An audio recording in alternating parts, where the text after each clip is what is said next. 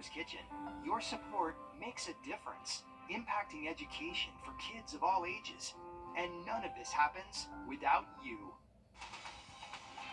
Live from Augusta, you're watching News 12 live at 5. Well, live at 5, much of our area under a flood watch tonight as the summer weather pattern of storms continues. Good evening, I'm Will Rio. And I'm Meredith Anderson. Chief Meteorologist Riley Hale joins us now. And Riley, you and our entire weather team have actually issued a first alert because of this flooding risk. Yeah, Meredith, it's been a little while since we've actually issued a first alert, but since we are underneath the flood watch, we've had some decent thunderstorms over the last couple of days. More storms in the forecast tonight through tomorrow just is going to increase that flood risk, so that is why we have issued a first alert. Now, the flood watch doesn't necessarily go for everybody, but we have included all of our counties underneath a first alert just in case there is that low flood risk that does materialize for you, because everybody really has gotten a good round of thunderstorms over the last couple of days. Along with the flood risk, these thunderstorms that we're tracking today are also producing about 50-mile-per-hour wind gusts and a lot of cloud-to-ground lightning, so a couple of other hazards that we're monitoring. But here's a look at the flood watch. This does include Richmond, Aiken, Burke, Barnwell, and Bamberg County, and this stays in effect until tomorrow night at midnight, so this is going to stay in effect at least for the next 24 hours. All thanks to a stalled front, so we have a good recipe to just see kind of round and rounds of thunderstorms that are going to be very heavy at times. And take a look at this round of storms. This just passed by our studios, produced some heavy rain, a lot of cloud-to-ground lightning with this. Unfortunately, knocked down our telephones and our tower cams out there this afternoon. But you can see it's getting a boost from a distant thunderstorm now producing that outflow boundary and really starting to notice some very heavy rain right along I-20. So if you can avoid the roadways over the next couple of hours, that's going to be ideal. We'll have much more on the rest of the forecast in just a bit. Let's get a quick update on your first alert traffic. And now, first alert traffic.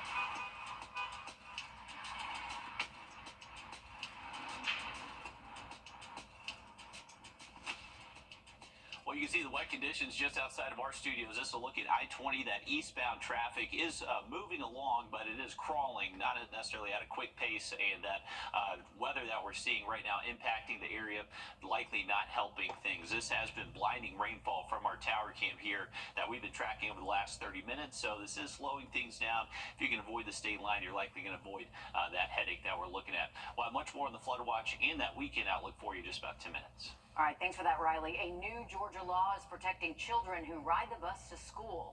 It's called Addie's Law. It's named after an 8-year-old who was hit and killed while trying to board her school bus in Henry County earlier this year. The law now requires public schools to plan bus routes that avoid having students cross roads where the speed limit is higher than 40 miles per hour. And today in Burke County, public school officials broke down the other part of Addie's Law, which gives harsher penalties for drivers who pass a stopped school bus while kids are getting on or off. Our Audrey Dickherber explains. It's all to keep kids safe. The new law creates a harsher consequence for anyone that continues to drive past a stopped school bus. The fine is jumping from $250 to $1,000, and they hope people in Burke County take the law seriously. From February of 2019 to May of 2024, there have been 964 citations given out for people not properly following school bus laws in place. But that doesn't even include people that ran the school bus stop sign. That number is over 1,200, with most of them happening in the afternoon as kids are trying to get home. And in this last school year alone, there were more than 200 citations given out in Burke County. Compare that to 6 citations given out in Columbia County this last year. It's just important that motorists realize that school buses are going to be back on the roads here in the county. There's going to be children present during the early morning hours and the mid-afternoons, loading and unloading on the school buses, traveling to and from school. And we're just urging everyone to be mindful, be careful of, and watch for the school buses. Coming up all new on News 12 at 6, we'll hear from someone who was hit getting ready to get on a school bus and then later became a school bus driver, hoping to help keep kids safe. In Waynesboro, Audrey Dickherber on your side. Thanks for that, Audrey. Live at 5, you're taking a live look. Trump's first rally since President Biden stepped down from re-election. That decision adds even more intrigue to an already closely followed election. But hundreds of other races will also be on South Carolina ballots this November, many for seats in the state legislature. Our State House reporter Mary Green explains change at the top of the ticket for Democrats could have an impact on races closer to home. For the last few weeks since the presidential debate, I've heard from some South Carolina Democrats who said they were concerned about down ballot races. They were worried that if voters weren't motivated by President Biden to get to the polls this November, then they likely wouldn't go to cast a ballot for races here at the State House, where Democrats can't afford to lose many seats. If we lose one seat in the Senate, they will have a supermajority. We already have an uphill battle most of the time, and so I'm committed to make sure that all of our Democratic senators come back. I hope that we can add one or two. State Senator Tamika Isaac Devine says Democrats are re-energized with Vice President Kamala Harris now the party's de facto nominee, in a way she hasn't seen in a while. Devine says she personally wasn't overly concerned about down ballot races if Biden was still running, but believes this switch could help Democrats vying for the state legislature. Republicans are close to having a supermajority in the South Carolina Senate, and they already have one in the House of Representatives. A University of South Carolina political science professor says he believes this could at least get Democratic enthusiasm back to where it was before the debate, when panic started to set in for some members of the party. It was just like people were getting disheartened and people recognizing that this is an election where we just don't have a chance. So it would have kind of discouraged turnout among Democrats. And South Carolina Republican Party Chair Drew McKissick told me this change doesn't really make a difference in his party's plans for State House and other down ballot races. He says their focus is on getting Republicans to the polls, regardless of which Democrat is at the top of the ticket. Reporting from the State House, I'm Mary Green. And tonight, President Biden will address Americans for the first time since his decision to withdraw from the presidential race. You can watch that address right here on News 12. And on News 12 at 11 o'clock, we'll have a full breakdown of what President Biden has to say. A South Carolina mother is suing her child's school district and a bus driver after she claims the driver purposely closed the bus door on her child's arm, causing injury. Now, this happened on August 25th of last year in Horry County as the 8-year-old girl was riding home from school. A new lawsuit filed today claims the girl was afraid to get off the bus because of large dogs nearby. The lawsuit claims the bus driver demanded the girl get off anyway. Video surveillance released by the law firm handling the suit shows the girl's arm then gets stuck in the bus door as the driver closes it. You shouldn't put your hand out there. You shouldn't put your hand out there.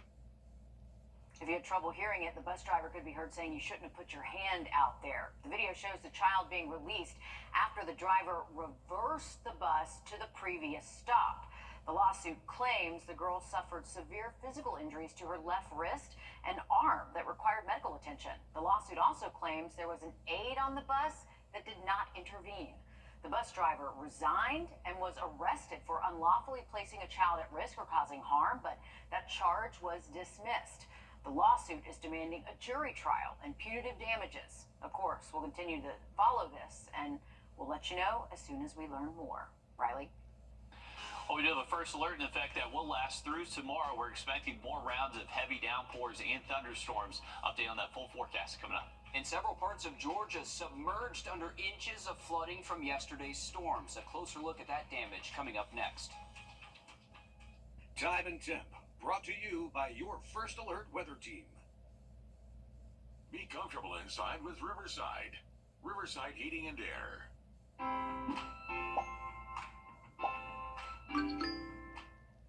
Foundation Ramjack, the foundation repair experts. Welcome back, folks. Remember, we do have a first alert in effect. The Weather Service has placed us underneath a flood watch, so this is letting us know that flash flooding is going to be possible over the next about 24 hours. This actually stays in effect until midnight tomorrow, so this first alert not only in effect for the rest of today, but also tomorrow. Here's a look at our radar network where we have been tracking some strong thunderstorms just passed by us here in Augusta, now moving north, and these storms are capable of producing maybe 40, 50 mile per hour wind gusts, a lot of heavy rain, and definitely a lot of lightning with these too. So if you are hearing hearing thunder, just make sure you are getting inside. And you can see this heavy rain activity stretches all the way down I-20. So I'd imagine impacting traffic for all our commuters out there this afternoon. Now, a little bit further south, you can see we have new showers and thunderstorms starting to push through. So these are moving south and north, and this should continue our rain chances here around Augusta heading later into this evening, even into tonight. So we're just going to be in a pretty good setup to see multiple rounds of heavy downpours. And since we've just been kind of soggy the last couple of days, that's why there's that extra potential maybe for some flash flooding. Evening wise, we are looking at temperatures to not necessarily be too hot, since we have seen a lot of rain that helped cool us off a good bit. Should be in the 70s and 80s for the most part as far as temps go. Heading into tomorrow, keep the umbrella close by all day long. We're going to have the opportunity for hit or miss showers, thunderstorms, not necessarily an all-day rain event, but can't rule out a morning shower and definitely can't rule out a passing storm later into the afternoon. Here's a look at our in-house graph model here, just showing you that potential for these showers and storms to really just kind of ramp up in coverage as we get later into this evening. Even through midnight tonight, there's going to be that opportunity for rain around. Heading into tomorrow, our in-house model here, latest update that just came through brings us relatively drier conditions Thursday afternoon, but watch what happens. And I think this is going to be the concern we have to monitor for maybe some flash flooding. We're going to have that sea breeze push inland tomorrow late into the day. That's going to collide with that stalled front in place and just kind of create a line of very heavy rainfall across the area. And this could lead to what we call training thunderstorms. So this is where that flood risk is going to be possible, but may not necessarily materialize for everyone. But we're just going to have to watch out for that one sweet spot to where maybe we do have that potential for some flooding around. You can see we are underneath a slight flash flooding risk through Thursday. That will drop off a tad Friday into the weekend. By this weekend, we are expecting rain chances to be slightly lower for us and hopefully a little bit more conducive to get outside for some outdoor plans. Here's a look at just how we qualify those that flash flood risk we just showed. So with our slight risk in place tonight and tomorrow, that is anticipating at least some scattered flood reports across the region. So we know our flood prone areas, just be on alert. Make sure you have a way to receive those flood advisory alerts through our First Alert weather app. Our in-house model here doing a pretty good job of just showing there will be those potential for rain totals 2 to 3 inches, maybe even more than that. So First Alert in effect for the next 24 hours as we get towards the weekend. Rain chances drop off some, but luckily our high temperatures staying below average. All right, thanks for that, Riley. Summer storms have become, pretty much routine these past couple of weeks. But in parts of Georgia, yesterday's rainfall brought flash flooding and prompted several water rescues. Bridget Spencer shows us the damage left behind in Cobb County. You may not be able to tell, but there are cars in this photo. They're just buried underneath the water. And it messed up everyone's car. 19 people who live on Coopers Creek Circle had to be rescued by Cobb County first responders. This after a flash flood swept through their neighborhood. This man couldn't believe how fast it happened. Go outside. I'm like, oh, it's about like this much water outside. It's not that bad. And then 20 minutes later, we have a new lake. Crews pulled out inflatable rafts to get to everyone, and luckily nobody was killed. Property can be replaced, lives cannot. Samuel Holder showed up to do a home repair for a client earlier in the day and ended up losing his truck in the process. But he's still grateful either way. I'd rather for the truck to go than me. Thank God I wasn't in it. This thing could have been different. It sure could have been. Significant flooding was also reported in Fulton and Butts counties in Georgia. And closer to the coast, the city of Savannah also reporting flash flooding leading to several rescues there. Cars became trapped in these flash flood waters here. Rain events like these are a harsh reminder of the city's 100-year-old drainage system, city leaders say.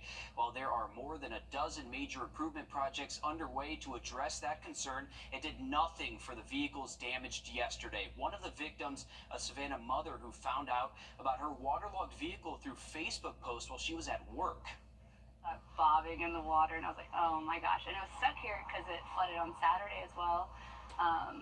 And so seeing that, I was like, oh, not again. Savannah authorities say nobody was injured from all of this flooding, but several people had to be helped out of the flooded vehicles. There's some dangerous waters there in Savannah and all across the Peach State. Yeah, make sure you don't drive through that either. Turn around, don't drown. Inflation, it is taking a hit on us in so many ways, but there are ways you can save money on the water you use every day. We look at what you can do next. First Alert Radar, powered by Jim Hudson Automotive Group. 509. Injured? Call Austin Jackson, the Augusta guy. Everybody's got a guy. A guy to help you move, fix your car, someone you can count on when it really matters. That's what makes them your guy. I'm attorney Austin Jackson, and I'm your guy in Augusta. I was born and raised in the CSRA, and I help people get the money they deserve when they've been hurt. So if you've been hurt in an accident, I'm your guy. Call Austin Jackson, the Augusta guy, 706-724-7224. Come to Riverside at 646 East Buena Vista Avenue in North Augusta. Well, with inflation squeezing every penny from your budget, saving as much as you can every way you can is important. There are some things that you can do to save when it comes to every drop of water that you use as well, every day. A penny saved is a penny earned. Don G shares more on how to make ends meet when it comes to your water bill. It's summer, and with the heat comes higher water bills. Homeowners can use as much as 2 to 4 times as much water in the summer if you have that home garden or that beautiful lawn you want to keep green and lush. Add that daily water use or problems, and you can end up spending a lot of green. I like to give folks advice on how to be smart with your water usage, because if you can be smart, then you're going to save. Kelly Deering-Smith, Vice President of Strategic Communications and Marketing for the Louisville Water Company, works diligently to remind the public of the value and necessity of a product that is often taken for granted. Water. Brushing your teeth, do you leave the faucet running? There's really no need to, right? According to YouGov.com, slightly more than a third of Americans still don't shut off their faucet when brushing their teeth. A waste of water and money. Getting a glass of water. Maybe you want to let the water run before you fill it up because you think it's going to make it colder. Well, you can also fill up a jug of water and put it in the refrigerator, and I think that'll make it cold too. According to the Environmental Protection Agency, the average American household wastes 90 gallons of water per day, which adds up to over 1 trillion gallons annually. Let that wash over you for a minute. As Americans in general, it's really easy to take for granted that you have drinking water, right? You turn on the tap and it's there. But oftentimes we don't think about what happens if you just leave that water running. Less water used, less water waste, a lower bill, and less money out of your pocket. Do you really need to wash the dishes or use the dishwasher? The dishwasher will often use much less water than washing those dishes by hand. In the summer, it will cost more green to get the green you want to see in the garden or on your lawn if you don't pay attention. And if you have a sprinkler system or if you have an irrigation type system, check the nozzles and make sure you're watering the landscaping and the garden and not the asphalt. If you can water early in the day, later at night. Water when the sunlight is weakest and the ground is coolest to allow the water time to permeate deeply into the soil before the sun gets too hot or after the sun has gone down some. If you live in a home and you have a water bill, you have to be a smart consumer. 9 out of 10 homes in America have some kind of leak. For example, a leaky toilet. You can easily waste up to 1,000 gallons of water a day. Some water suppliers provide their customers with a consumer portal, almost the same way you bank online. It gives you self-service options for bill payment. You can make common requests, but more importantly, it allows you to actually see your water use reports and see personalized trends. You can also get tips and resources like leak detection and gardening tips, or set communication preferences. If your bill is higher than normal, it gives you the power to quickly investigate why. Go to your water provider's online information or call and ask if they have a customer portal. Helping you make ends meet. I'm Dawn G. Some good tips there, definitely. I think a lot of our sprinkler systems are going to see some relief. We got some heavy rain pushing through the area for the rest of tonight. We'll have another update for you just after the break. It's important to choose MC.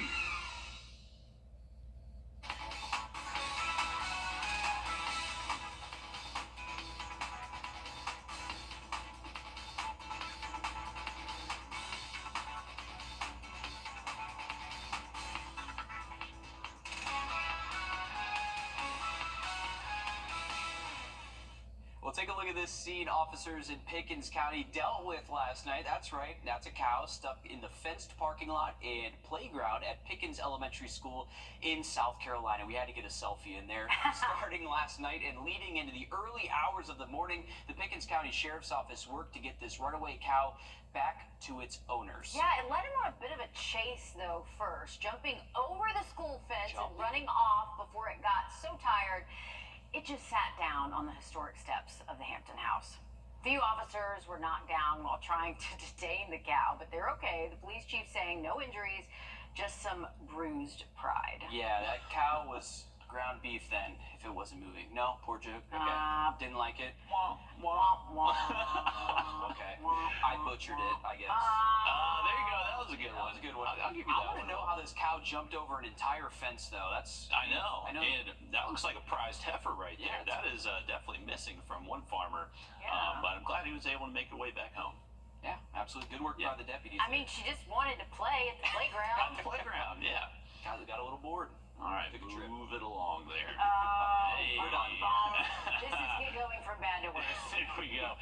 Hey, traffic's not looking great out there. This is actually a live look at I-20 outside of our studios. We got eastbound and westbound traffic just kind of crawling along. This could be thanks to some weather hazards out there. We definitely had some decent storms just passed by our studios just about 30 minutes ago. But the benefit of the rain this time of year is that it cools you off quickly. So right now we have temperatures close to 80 degrees. If you're stepping out this evening and tonight, unfortunately, we're expecting blinding rainfall out there. So there's going to be some heavy rain at times, and we actually have a first alert in effect for the rest of tonight and tomorrow. So the heavy rain threat going to continue, that flash flood risk. Make sure you have our app downloaded to receive those alerts. All right, thanks, Riley. Stick with us. Watch more news and weather coming up after a short break as News 12 Live at 5 continues.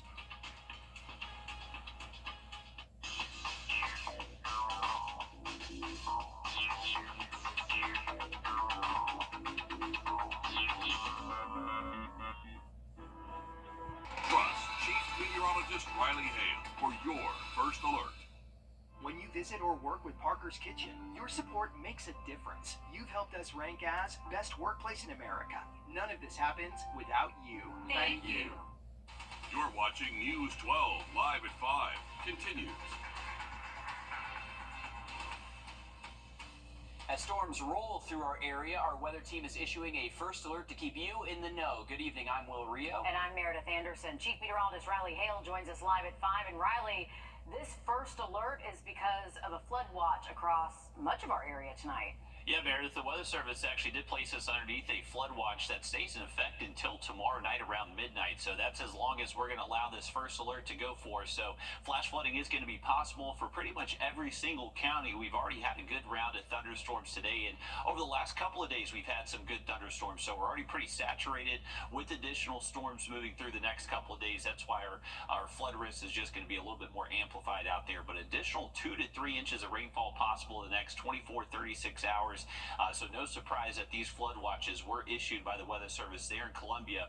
This does include Richmond, Burke, Aiken, Barnwell, and Bamberg counties, so not necessarily for every single county in our viewing area, but everyone pretty much has an equal chance, I believe, of seeing that low flood risk materialize over the next day or so. All thanks to this stalled front. This is what's been in play and just keeping those storm chances pretty high each afternoon, and that's what we definitely saw happen today again. So a good line of storms now crossing north of I-20, heading up towards Clarksville Lake and producing a lot of heavy rain and lightning around there. For us here right now in Augusta, this is now moving north. We're dry at the moment, but there's going to be additional storms that do head our way as we head later into this evening and tonight. We'll have much more on the forecast in just a bit. Let's get a quick update on your first alert traffic. And now, first alert traffic.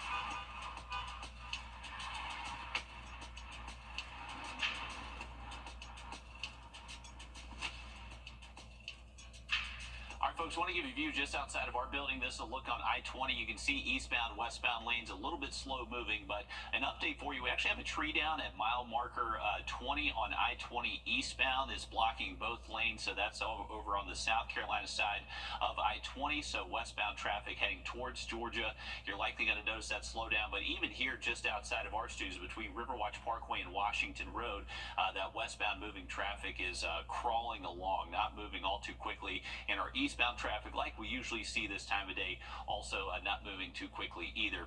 Weather could be a factor out there. Definitely some ponding on roadways, and we'll have much more on that forecast for you in just about 10 minutes. All right, thanks, Riley. Shocking details coming to light tonight after police say a human trafficking victim runs into the Grovetown Police Department asking for help. Now this man, 36-year-old Joe Lewis Hills Jr., is charged with trafficking persons for labor or sexual servitude, along with several drug and gun charges. This happened just yesterday afternoon, and since then, Grovetown police say that they've made some big discoveries in this investigation. Sydney Hood joins us live at 5 in our newsroom in Sydney. Details in this case have neighbors talking. Well, many of the neighbors I spoke to today did not know about any of this until I showed up on their front doors. And shock and disbelief, those are just a couple of words neighbors use to describe how they're feeling right now. The victim tells investigators she had been held against her will for several months while being taken from Macon to Savannah to Grovetown while being forced into prostitution. She tells investigators Hills repeatedly abused her while also threatening her with bodily harm if she did not continue to work as a prostitute, both in the home and away from it. Using a license tag reader, investigators say they were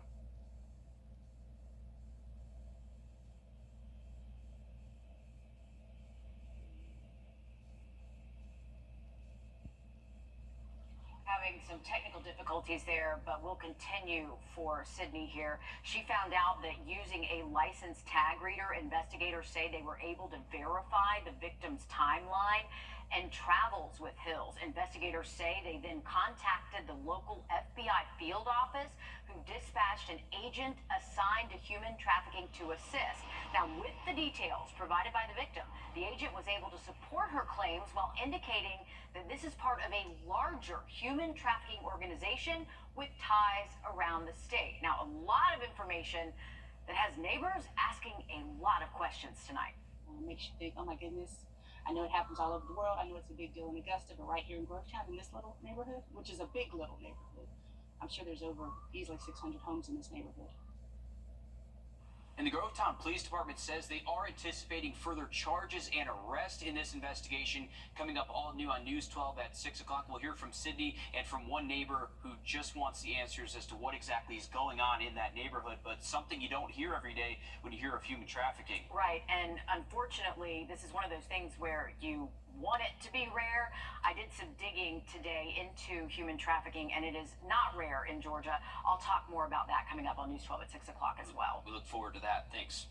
Well, new details continue to emerge after a fetus is recovered from a dumpster at the Grovetown Walmart on Steiner Way. This happened sometime yesterday evening when authorities say they were contacted by hospital officials about a patient who had given birth, and the fetus was placed in a trash can. The Columbia County Sheriff's Office says they were able to recover the body from the scene, which was described as an early-term fetus that was not viable outside the womb.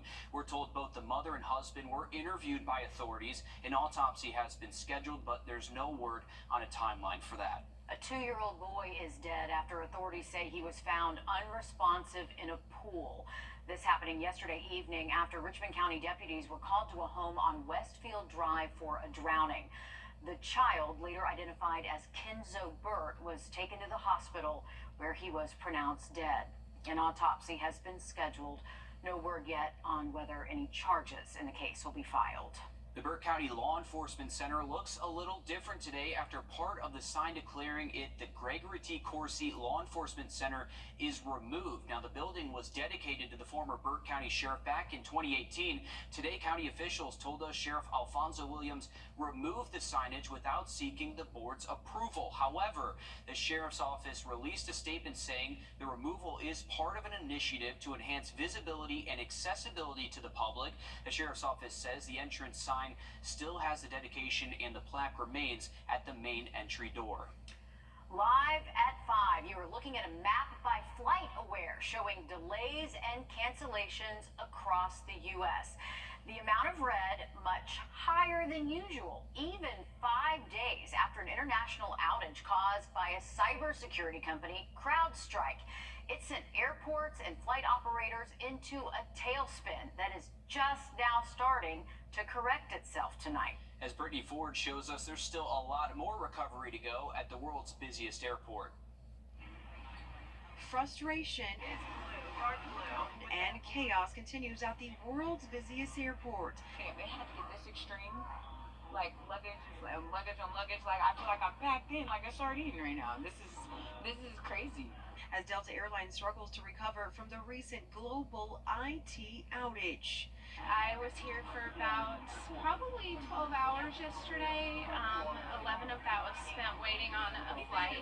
The U.S. Department of Transportation has launched a federal investigation into how the Atlanta-based airline has handled the outage. U.S. Secretary of Transportation Pete Buttigieg says the department has received a high volume of consumer complaints.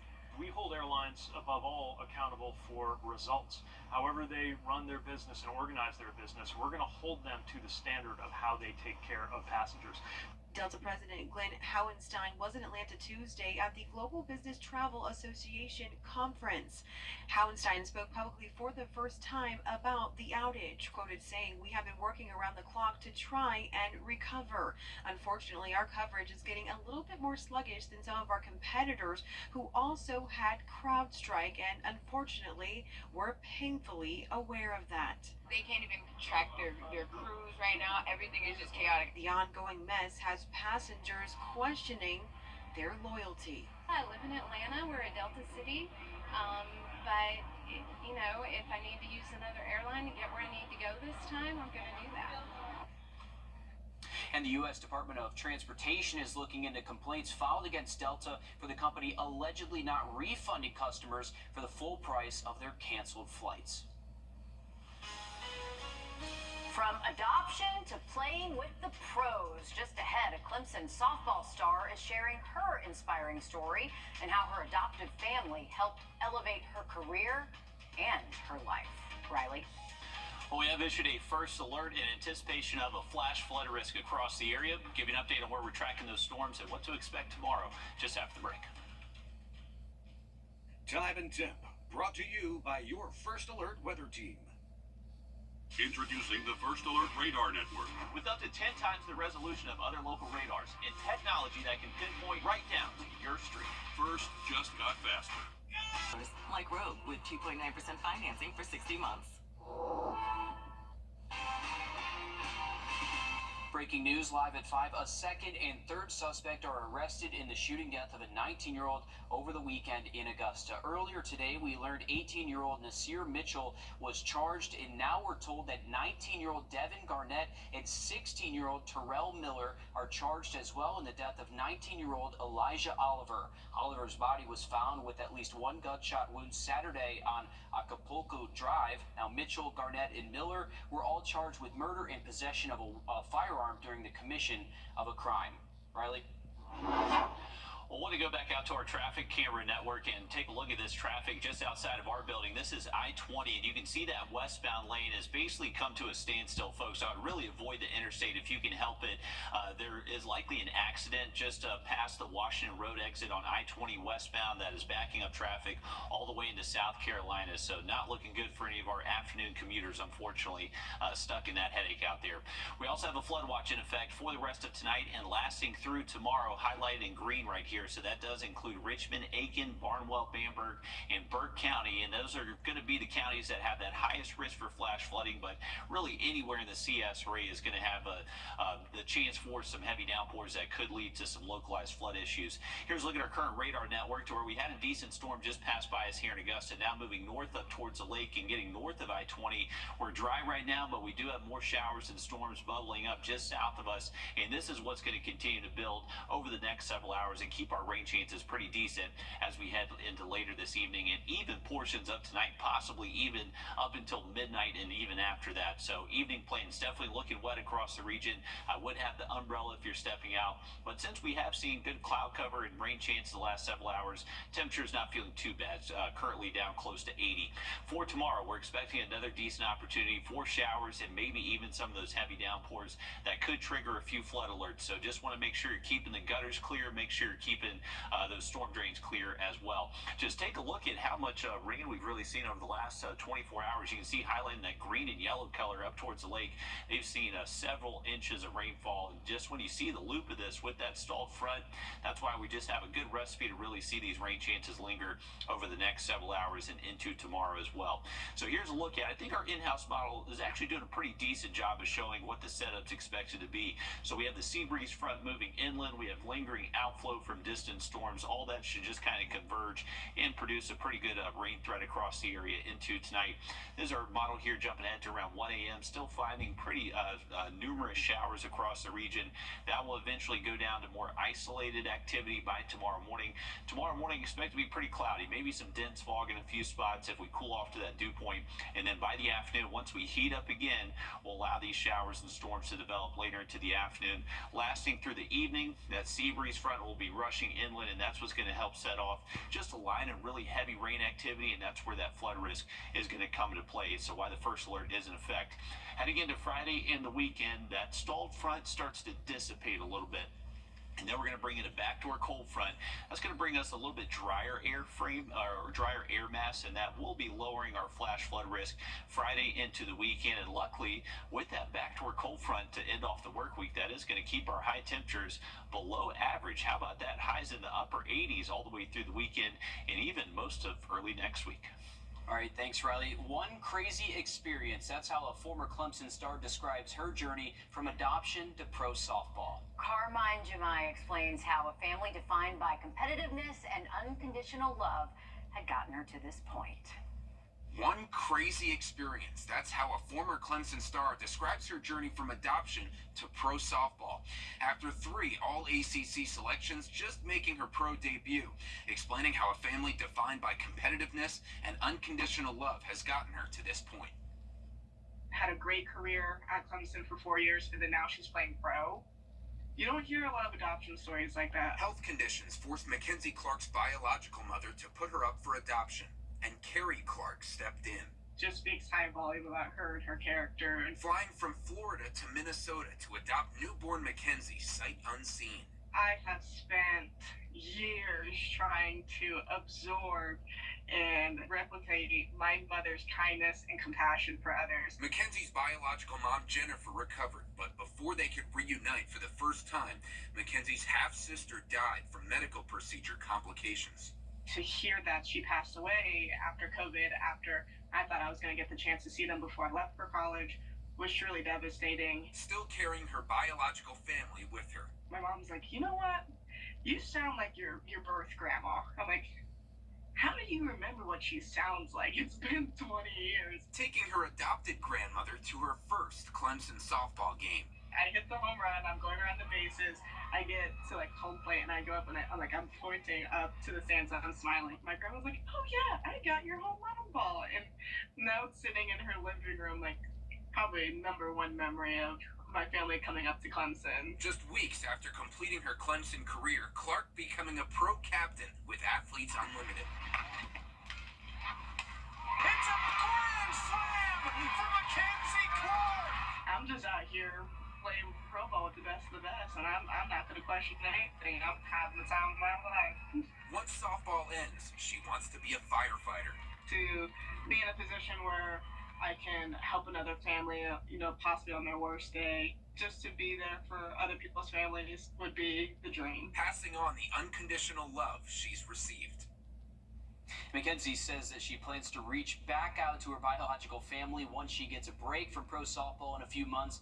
When they reunite, she says that will be the first time she's seen them since she was adopted in 2002. Wow, but what an incredible story and what an incredible time she's having. I mean, Absolutely. Talk about making it to the ultimate. Playing her favorite sport in a professional setting, good for her. Yeah, absolutely. Let's talk cookies.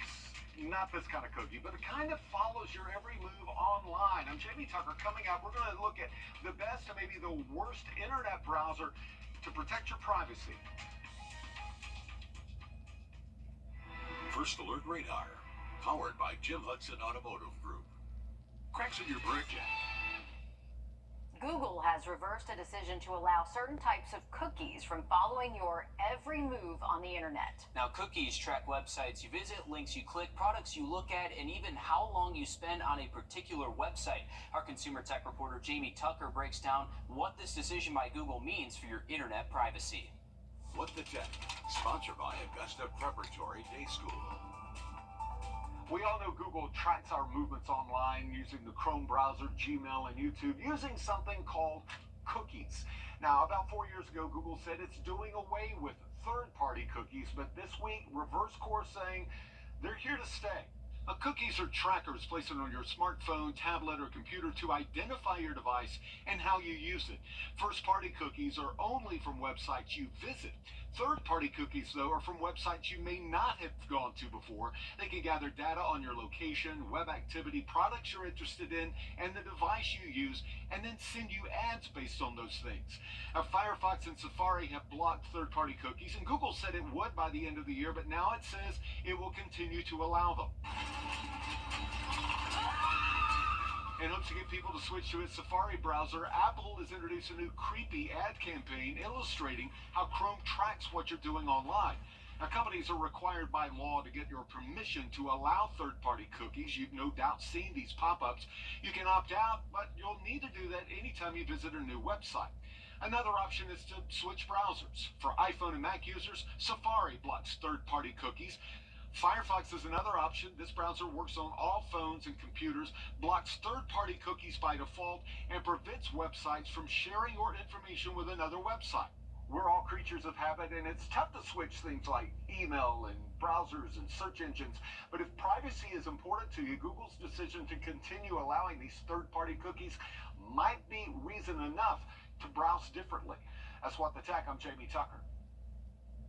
This morning into the early afternoon was really ideal for many of our area golfers. More than a dozen of them were out at the course at the Palmetto Golf Club today. Yeah, they needed to get it in early before the rain came. Melissa Lyons tells us how the links are shaping up at the Palmetto Amateur. For the 49th Palmetto Amateur, it has returned to its home course here at the Palmetto Golf Club after taking the last year playing at Woodside Reserve. And while some things have changed over the last couple of months, it stayed just as challenging. They replaced the greens and regrassed elsewhere, and the golfers can tell, especially for those that are competing in their third amateur. To put it in perspective for you, with only a few groups left to play, there were only 3 that made it under par this afternoon. They're so good. They run so true. They're pretty quick, and they're definitely very firm.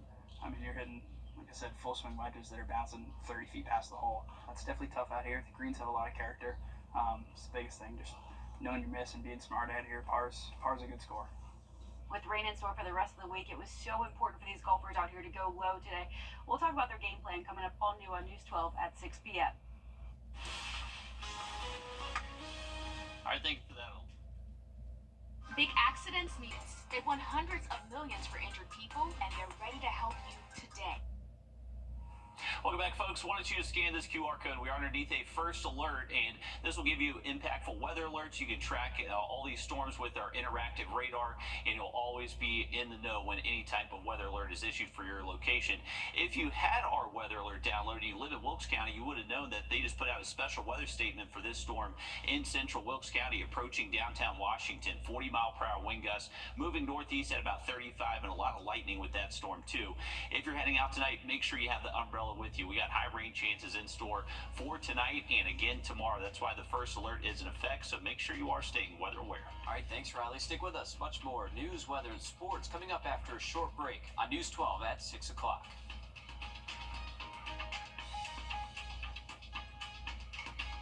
I'm here for you. I'm Nora O'Donnell with the CBS News.